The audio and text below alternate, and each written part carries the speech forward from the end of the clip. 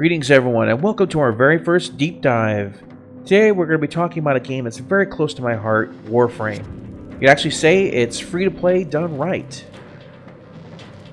In 2008, Digital Extreme had a video game that came out called Dark Sector. Now originally, Dark Sector was pitched to take place in the science fiction environment in outer space. And they were supposed to take the role of kind of this sleek mechanical space ninja with incredible abilities and whatnot. But it got overhauled in the process of consoleization, and the sci-fi elements were basically torn out of it and thrown in the garbage. And it kind of made it a bad Gears of War. And I say bad because not because of the environment or anything like that, but the character controlled like a freight train. It was really not very good. We have played tank games that controlled better than this, where you're driving an actual tank. Right, this comes down, controls make everything, and this is what really hamstrung the game, and it wasn't really received that well, I think, largely because of that. But, as you can see in the original trailer for Dark Sector, it is very much a low graphics version of Warframe. Now, okay, so, obviously they got they separated out, they got away from the console world, and they decided to go ahead and make the game they originally intended to make, which has become one of the top played games on Steam as of this current day. I think it's like number 4. And most people don't advertise, they don't do anything with it, and it's just because it's so good, it's drawn in mass audiences. In fact, as much as many people like to say, that Destiny is a... that's the stupidest argument ever. They like to say that Warframe ripped off Destiny. Well, I hate to break it to you folks, it's the other way around. Warframe was first. Warframe shot first. Warframe is Han Solo. So, when Warframe first came out, it was relatively limited by the engine they had. They couldn't do big, huge, open, massive areas, like Mass Effect and other games like that, though I'm pretty sure Warframe came out before Mass Effect. So what they did is they made these small room sections, and they made like certain tile sets, so they all blended together if they were the same tile set. And the way the rooms connected could be, fairly well randomized. So every time you did a mission, it was generally a new area. You would obviously see, oh, I know this from, playing these kind of missions so much. But because the layout was different every time, kind of like Diablo 2, where it had the randomized dungeons and even open world areas, whenever you did a mission, it was all fairly randomized. So it wasn't just monotonous and the same thing over and over and over again. And that adds a lot to the replayability. I'm a big fan of roguelike kind of games, and games like Diablo. The ability to go back and play an area over again and have a new experience, or at least a modified experience, really adds to the replayability. Now, what they've done recently is they've started adding for the first time large open world areas with the plains of Eidolon. And this is a very good example, I think, of where this game is going. They really want to take this game out from the room-to-room system and let people really have that freedom to go out there and play it more like a planet-side kind of experience, if you will. Space Ninja planet-side. But that's the great thing about Warframe. For the most part, while there is PvP elements in the game, most people don't mess with them. It's kind of a very niche thing. The game is very co-op. It's very friendly. It's very rare you come across somebody who is rude or obnoxious. For the most part, everyone's like, hey, let me help you with that. Or they're willing to answer a question. It's probably one of the friendliest communities you'll ever see. So, in between adding the open world and the old missions, they introduced the Archwing. And the Archwing is one of those things that it's a good concept. I think it's probably the weakest point of the game. Not because it's bad, but I feel the rest of the game has a very fluid and smooth kind of movement to it. The Archwing kind of is more drifty and doesn't have the same kind of flow the rest of the game does. Plus, it has its own set of mods, which makes it, for some people, just something you could take it or leave it. The mods you get for Archwing, yeah. For me, I hate the Archwing, and it's made worse because kind of in a couple of years ago now, they redid all of the movement in the game. When the game first came out, you had stamina. And to do all the jumps and slides and dives and ducks and weaves and blocking. dodgeballs, and blocking, you use the stamina. And the devs thought about this for, I'm sure, a while, and they realized that having stamina is not fun. I'm looking at you, Zelda Breath of the Wild. Having stamina is not fun.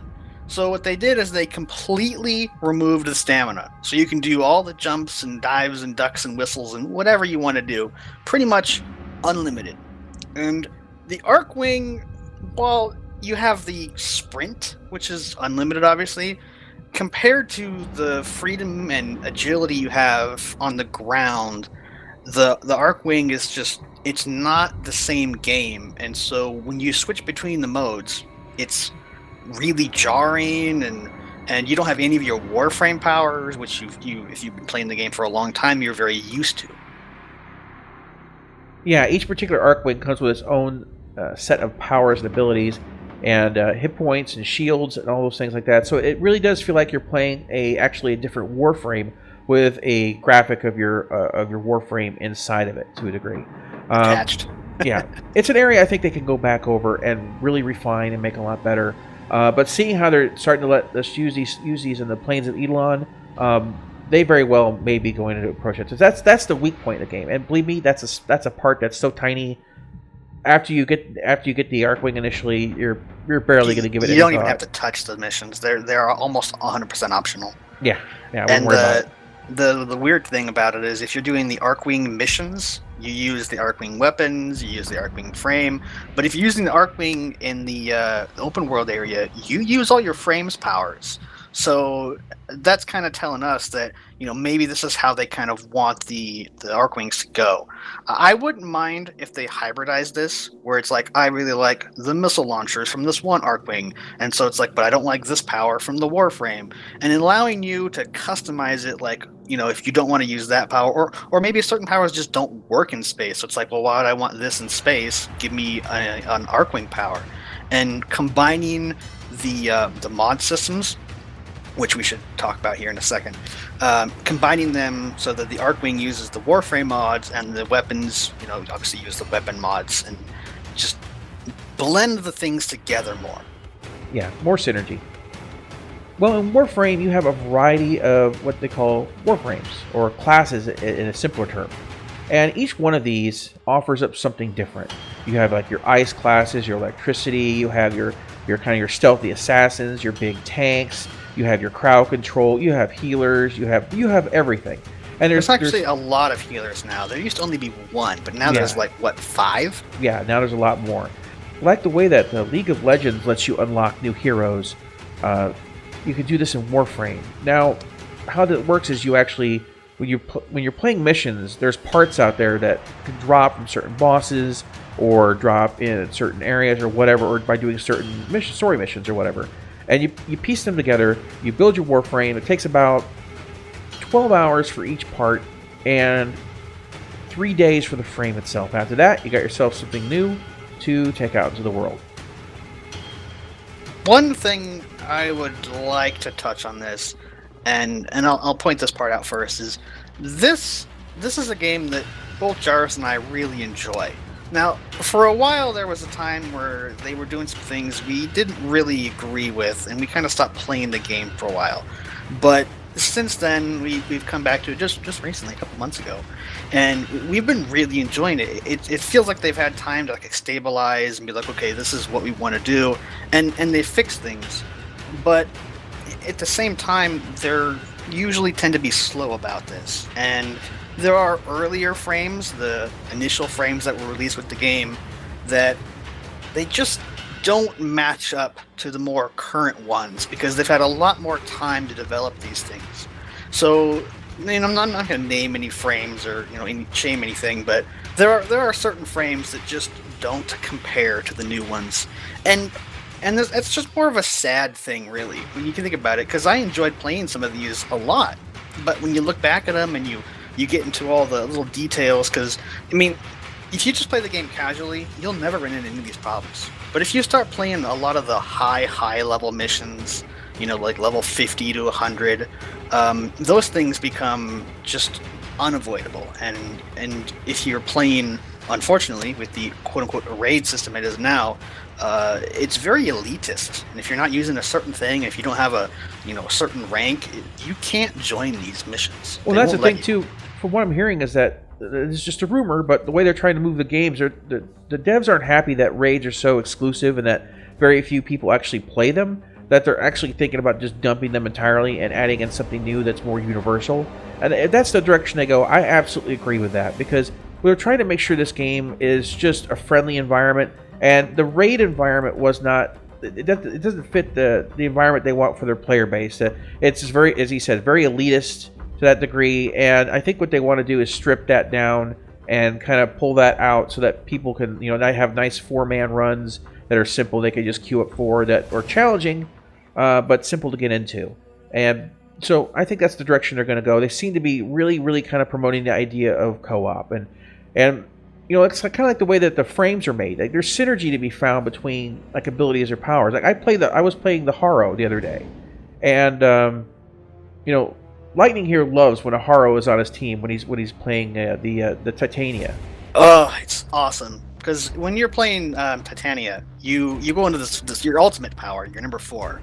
You turn little small like pixie thing is what I call it. It's the Pixie Mode, and you get flight like an Arcwing, and you're using special weapons that will take the mods from your normally equipped weapon and basically just add them in there. And people don't really attack you, and you do lots and lots of damage. And Haro has an ability which buffs the entire team's crit chance. Now, the Dex Pixie, I believe, are what the weapons are called. They do a lot of damage. They are pretty ridiculous. And now you add like double and triple crit power onto that.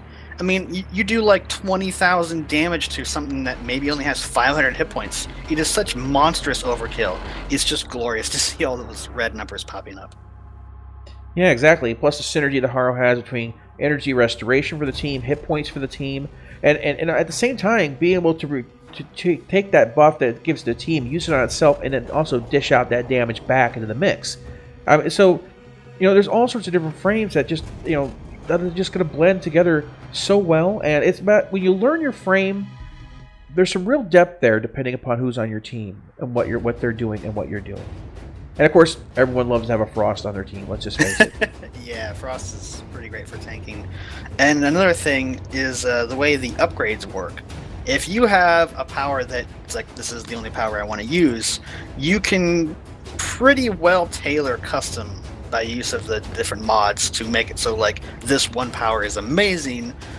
Because there are certain mods that have like bonuses and negatives onto them, so sometimes the negatives don't affect certain powers, so you can just stack it up there and be like, alright, I don't care about the duration of this power because there's no duration on the power.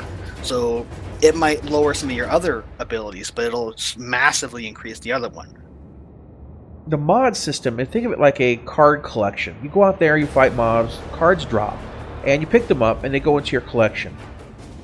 And the more rare mods will be found in the the void areas where you use these challenge keys that you can put together, and they're found in vaults. And obviously, the more the merrier people have with you to access these vaults. And I need to do a lot more of that myself, so I can get some of these very much needed and missed particular items from my inventory that I really, really want. But hey, always good to know there's something still to do out there for me. I think I got like close to 1,800 hours into the game at this point in time. Oh, it's ridiculous how much you play this game. Yeah. But yeah, the card system gives you nearly infinite ability to modify your weapon. Because not only do you have the fact that there's 8 slots on each weapon, and on Bleed Weapons there's an additional one for a stance, and on frames there's 8 slots, there's the aura, and then there is the Exilus slot, so you have 10 slots there. Not only do you have the slots that you fit onto individual components, but you also have the fact that these particular mods can be leveled up. And they've added the new ones, the new mods that basically they have random stats, and they only work on a particular weapon. The Riven mods. Yes. And you can re-roll those if you don't like what you get. And it does get more expensive per re-roll, but... depending on the type of weapon you use. And this is another thing that... If you look at it at first, it may not look very good, but the more you look at it, it's like, actually this is a good system. So if there's a weapon or gun or something that not a lot of people use. But you really like it. I mean, there's a shotgun that I have that I think is amazing, and it's getting a lot more love than it used to. But when it first came out, like no one uses. It's like, oh, that one's trash. Just use this one because it was quote unquote the best. But if you get these Riven mods, they scale up in power based off of how many people use the weapon. So if you have a weapon like the Soma Prime, which has basically just been handed out on a silver platter to like everybody, the Riven mods aren't really going to improve it that much. They'll be good, but they won't be amazing. But you might even want to put a normal mod in its place instead. It might not even be high enough to be validated. Yeah, but if you have a lesser used weapon and you add one of these Riven mods, the bonuses that go into it are monstrous. Yes. You might make a weapon that no one really likes into something that is quote unquote the best damage dealer in your party. Yeah, it can really turns a garbage tier. It can turn a garbage tier into a god tier. Yeah, it's pretty awesome. And the great thing about that is because one of the things that Warframe has going for it is it has a ridiculous amount of weapons. I mean, a ridiculous. Not just reskins, not just some slightly different effects, like graphical effects. No, they handle different, they do different things, they look different. Everything about these weapons is unique and special. There's more weapons, melee, sidearms, main weapons than you can shake a stick at. It is ridiculous. And so what these cards are going to do is they're going to basically have it so that people don't all have the same weapon at the end game, so to speak. Everyone's going to be running around like, why are you running around with that terrible pistol? Because I got a Riven mod, and you fire it and takes out the whole room, you know? I mean, it's the kind of things that can add more variety and more... I love it. It was a great design decision. Some people aren't happy with it, but I think it's really one of those things that's going to bring more variety into the gameplay and bring some of those old weapons back. They take a lot of work to get the Riven mods. There's a lot of investment. Special challenges you have to do. Yeah, there's a lot more investment. Like if you just play a regular mission, I mean, you're gonna get anywhere from like 1 to 20 mods, and they'll, they might be copper, it might be silver. You might get a bunch of gold. It's pretty random because the way the drops are, but you'll get a lot of them through the course of a fairly simple mission. And the longer the mission is, the more of them you're likely to get. But these Riven mods, they're sometimes unique in a certain way, and they normally are above and beyond what you can get even the rare gold tier mods or even the primed mods. Yeah, even the primed mods. So the last thing I think we want to talk about here, and this is kind of one of the most important things to a large degree. This game is free on consoles. It's free on Steam. It's free. A lot of people, when they play the game, the most common thing I see in general chat, especially these days, is why is this game free? Because it's free to play done right. And what I mean by that is that most of the things you buy are either cosmetic, which you know what you're getting, or weapons for convenience. You can craft the weapon, almost every weapon in the game, just by going out and playing missions and getting the parts. And then look at this, I got the parts to make this. And you're limited by how many things you can have, how many weapons you can have, how many frames you can have. That's the only bottleneck. But you can buy more slots. But slots are cheap. They're really cheap compared to almost everything else. I mean, you're looking at like what, 15 cents for a weapon slot, and maybe 20 to 25 for a it's Warframe. 12 platinum it's 12 platinum for 2 weapon slots, and that's really nothing. So I mean, I've got like an extra 40 or 50 weapon slots I haven't even filled yet. And another thing is the prime parts are like tradable. And they're worth the premium currency. You can play this game for free and never ever touch the swipe your credit card or give any money to the game. These parts can be sold. If you have, for example, you put together a whole Prime set and something you already own. You said, well, I don't really need 2 Rhino Primes. You go on the market and you say to someone, hey, who wants to buy a Rhino Prime? And someone says, I want to buy from you for 350 platinum. And then you sell them the parts, the whole Rhino Prime, you got 350 platinum, they got the frame they want. So for the patient, you don't have to spend any money. And for the impatient, you have the option. And the two mesh together to create an economy based upon that balance of patience and impatience. I'm impatient. Yeah, I'm a little impatient too, but I don't think I've put as much money into the game as you have. Yeah. Well, it's kind of like my Christmas thing every year. I was like, oh, it's free. What's the Prime Frame is going on now. So, but yeah, it's one of those things that you don't feel forced to spend money on it at all. And in fact, a lot of times when I spend money on Warframe, it's because I honestly feel like I should kick something into them because I'm really having a lot of fun here, and I'm not, I think back to the days when I played in an arcade and I had to spend I threw like $10 in an hour just on quarters, just playing random games.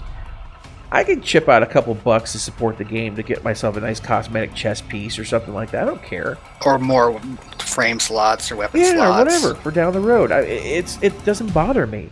It doesn't ever throw it in your face and say, "Hey, he has that weapon and it's better than anything you've got. So you need to chip some money out to us." You were killed by this such and such weapon with these mods. Don't you feel terrible? Yes, exactly. So it really just kind of encourages a play it your way at your pace. Spend or don't spend, it's all there for you.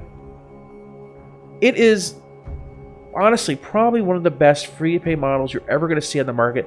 In other games, other companies need to stand up and look at Warframe and say, they're doing it right, we need to copy that. Sometimes we just need to copy a good idea. And there's no loot boxes. Yeah, no loot boxes. There is one last thing we should touch on before we end the episode, though. Sure. The show.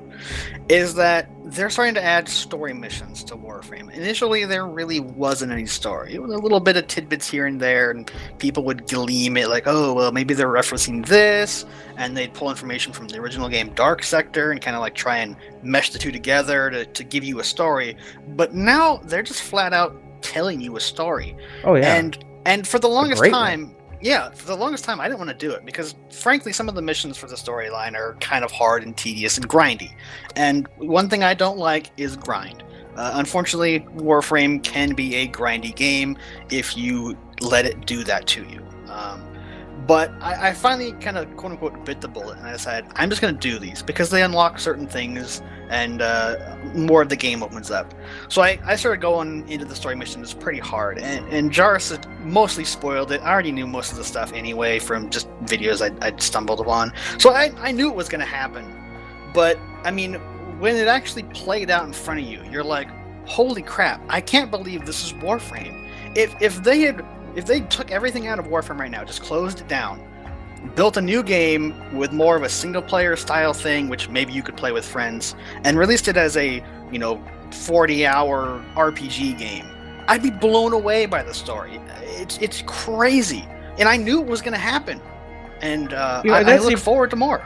And that's the impressive thing, too. The War Within, which is the first part of the major story opening up. It's not something you can access at the beginning of the game.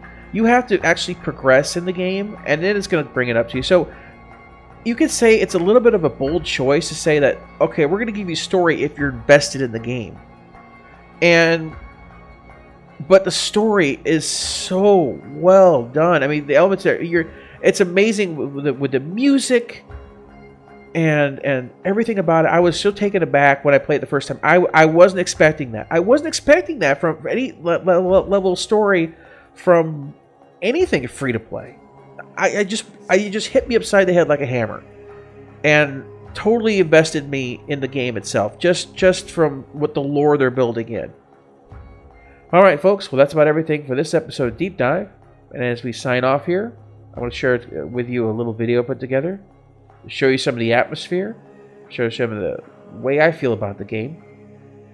Enjoy.